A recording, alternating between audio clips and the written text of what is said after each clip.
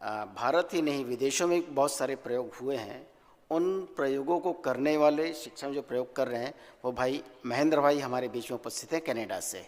तो महेंद्र भाई से मैं आग्रह करूंगा, समय सीमा को ध्यान में, माफ़ी चाहूँगा, समय सीमा को ध्यान में रखते हुए बात को रखेंगे। बहुत बहुत धन्यवाद महेंद्र भाई।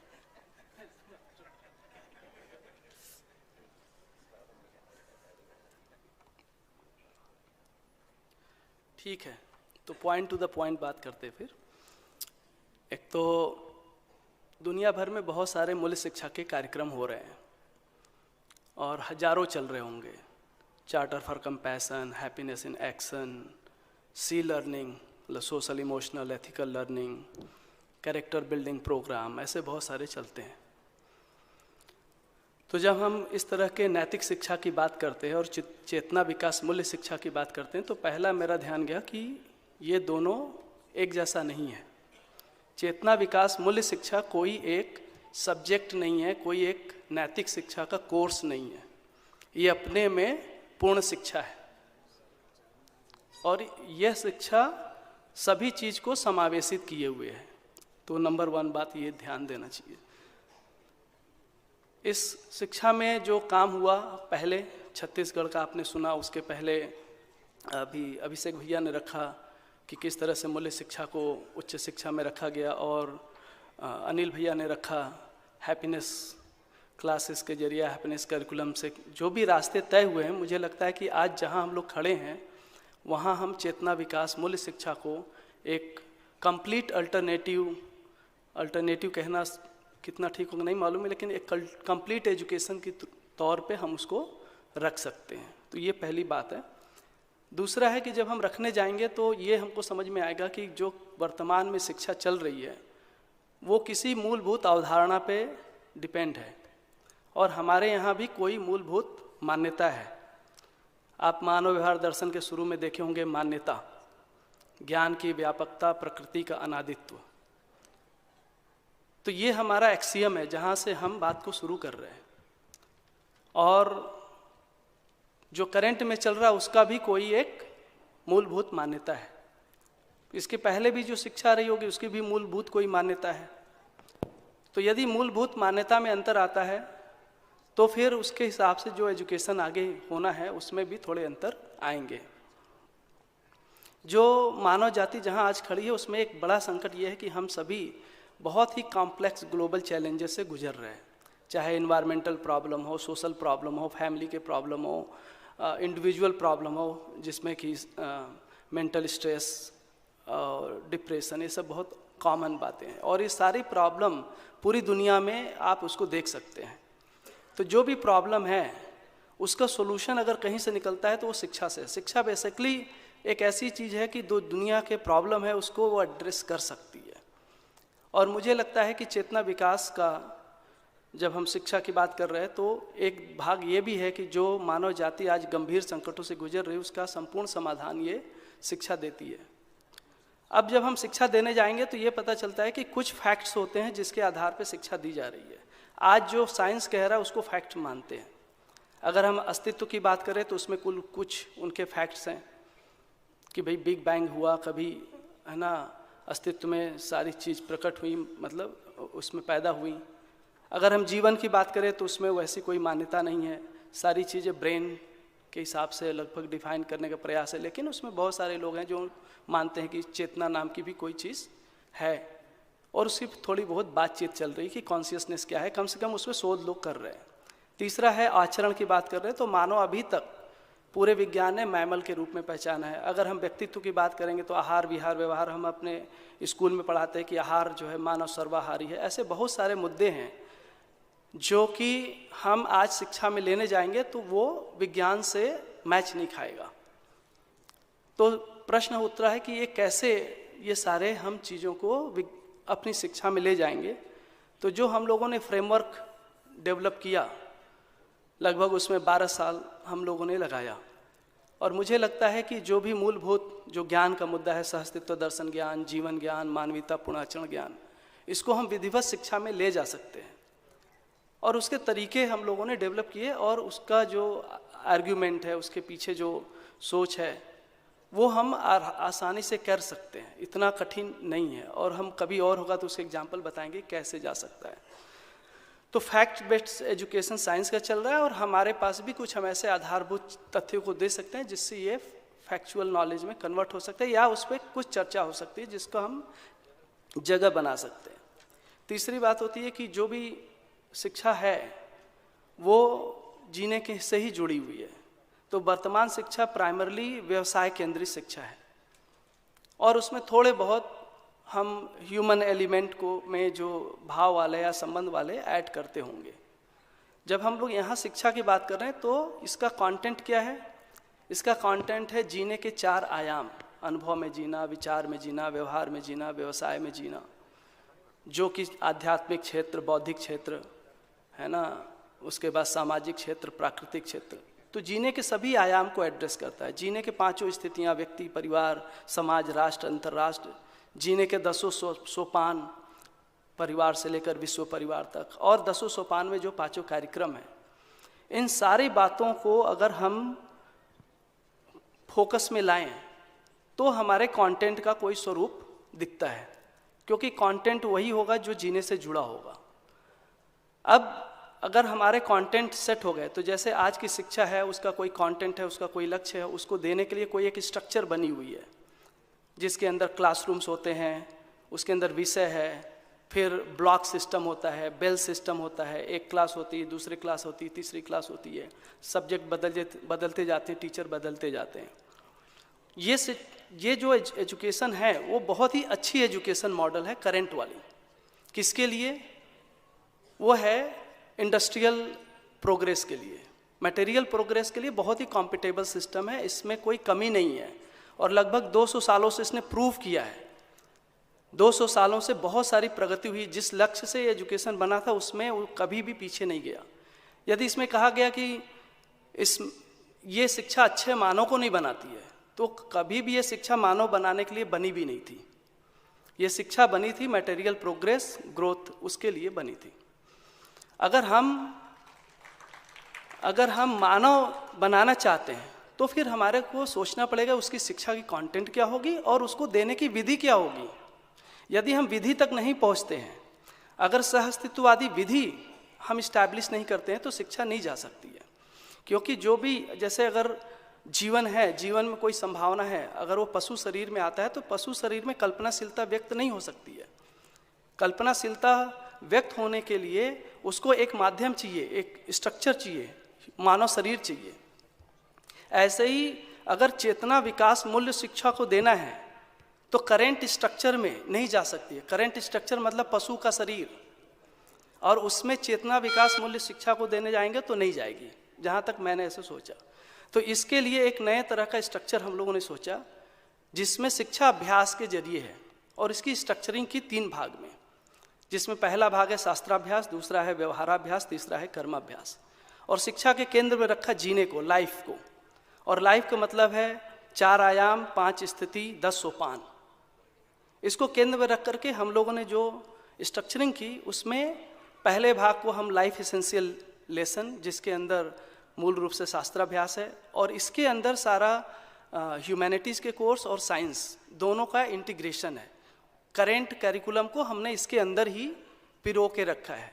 तो जो आप कक्षा 1 में, 2 में, 3 में, 4 में करिकुलम है, उसको इसके अंदर ही डाल दिया है, समावेश कर दिया है। इसके बाद दूसरा है लाइफ एसेंशियल प्रोजेक्ट, जो कि व्यवहाराभ्यास है। पूरे विद्यालय में कैसे संस्कृति सभ्यता बने, उसके लिए व्यवहार कैसे होगा। व्यवहार के लिए हमने बहुत सारे प्रोजेक्ट डेवलप किए। पहले प्रोजेक्ट क्या है, वो बेसिकली जैसे मान लीजिए फ्लड एक फिनोमेना है, उसको लेकर कोई प्रोजेक्ट बनाते हैं, रोबोटिक को लेकर बनाते हैं। तो इसमें सारे प्रोजेक्ट उससे रिलेटेड नहीं है, बल्कि व्यवहार कैसे हो, और सभी बच्चे, पूरा विद्यालय, परिवार और जो अध्यापक और जो नॉन टीचिंग स्टाफ है, सभी का कनेक्शन कैसे बने, कैसे जुड़े हैं, उसके लिए बहुत सारे प्रोजेक्ट हैं। फिर life essential learning, life essential skill है जो कर्माभ्यास है।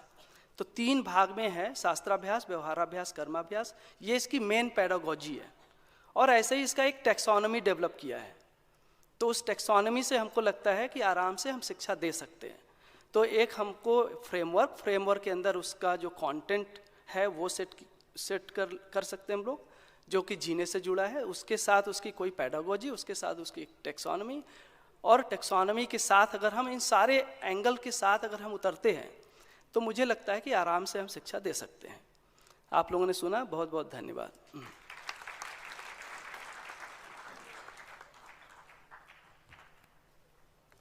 बहुत ही संक्षेप में अपनी बात रखी, धन्यवाद भैया।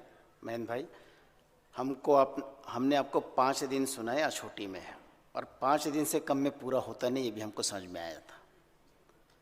तो मैं ये कहना चाह रहा था कि हमारे चारों साथियों ने अपने अपने अनुभव शेयर किए, यहाँ पे अपनी बातों को रखा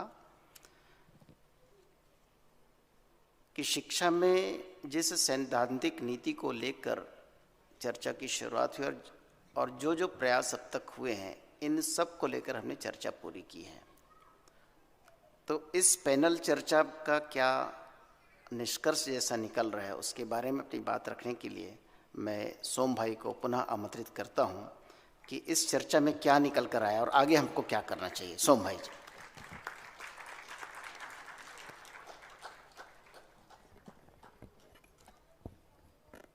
संकेत भाई और मेरे में इतना ही फर्क है।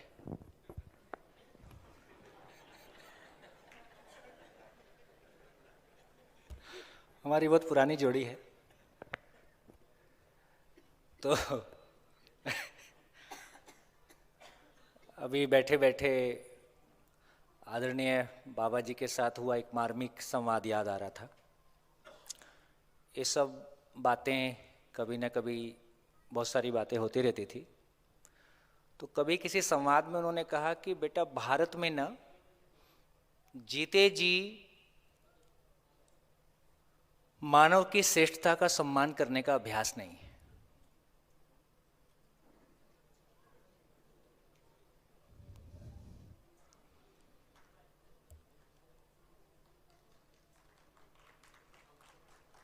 ताली ठीक से बजा सकते हैं।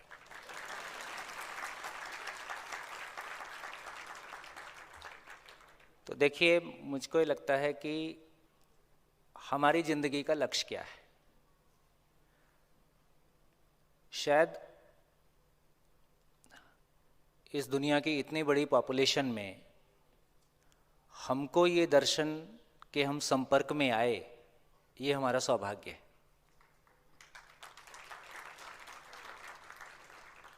और मेरे को लगता है कि संपर्क में आने वाले लोगों में से टिकने वालों की संख्या शायद 10% भी नहीं होगी। हम टिक पाए, ये हमारा उससे बड़ा सौभाग्य है। तो आज हमारी शरीर यात्रा का एक ही लक्ष्य है कि हम इन्हीं आँखों से दर्शन को और आदरणीय ए नागराज जी का नाम इस अर्थ में स्थापित होता हुआ देख के जाएं कि आदरणीय नागराज जी का इस धरती पे आना इस धरती के लिए एक करवट था, नेक्स्ट गियर था। जो अभी तक के सारे प्रयास हुए, वो सभी प्रयासों में जो कुछ भी शुभकामनाएं धरती के तमाम महापुरुषों के द्वारा व्यक्त की गई, उन तमाम शुभकामनाओं को साकार करने का अध्ययन विधि से कोई तरीका उपलब्ध हो गया। ये एक अद्भुत जगह घटी है जिसको हमको अपनी शरीर यात्रा में इसमें पायनियर कहें या इसमें संपर्क में आने का मौका हमको मिला है। तो दर्शन का स्थापित होना और आदरणीय ए नागराज जी के रूप में उस व्यक्तित्व का स्थापित होना, ये हमारा स्थापित होना है।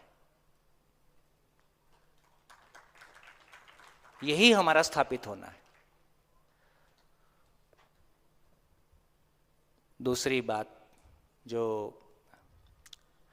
अभी अनिल तेवतिया जी, चेयरमैन हैप्पीनेस से अभी बात हो रही थी, ये जो अभी 5 दिन का त्यागराज दिल्ली में हुआ, त्यागराज स्टेडियम में, उसमें समापन में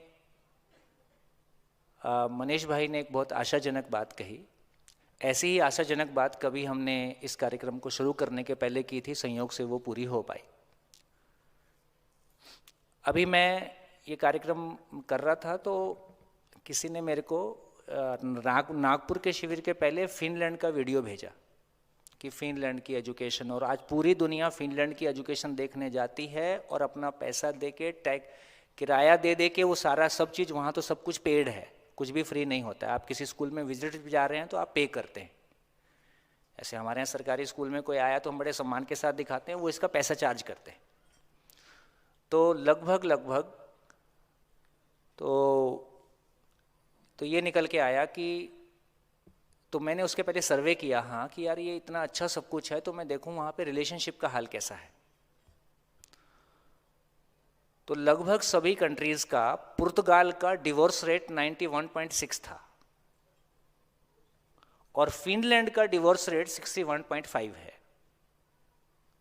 तो बहुत सारे मापदंडों पे कोई बहुत अच्छी स्थितियां होंगी, लेकिन मानवीय संबंध और विवाह की लॉन्गिविटी और संबंध की समझ की बात कहें तो उतना बड़ा शून्य पूरे विश्व में है। तो आज पूरे देश में, लगभग पूरे विश्व में एक लहर जैसा ही है कि शादी ना करने वाला जो मामला है। तो शादी करना और जिंदगी का पर्पस शायद कोई एक ही चीज है। तो आज विवाह के स्थायित्व को जैसा मध्यस्थ दर्शन स्थापित कर सकता है, मुझको लगता है इसका अब कोई और विकल्प बचा नहीं है। तो इस बात पे लगभग दिल्ली गवर्नमेंट के टीचर्स फिनलैंड, सिंगापुर, ऑक्सफोर्ड, ऐसी तमाम जगह में जाते हैं। तो इस बार समापन पे ये बात मनीष भाई ने कही कि जिस दिन वहाँ के टीचर यहाँ हैप्पीनेस और मध्यस्थ दर्शन समझने के लिए आने लगे तो ये हमारी सफलता है। तो आने वाले सम्मेलन में अनिल तेवतिया जी और मित्र इस बात की घोषणा किस सम्मेलन में करते हैं कि हाँ ये काम शुरू हो गया है, इसके लिए हम प्रतीक्षा करेंगे। धन्यवाद, नमस्कार।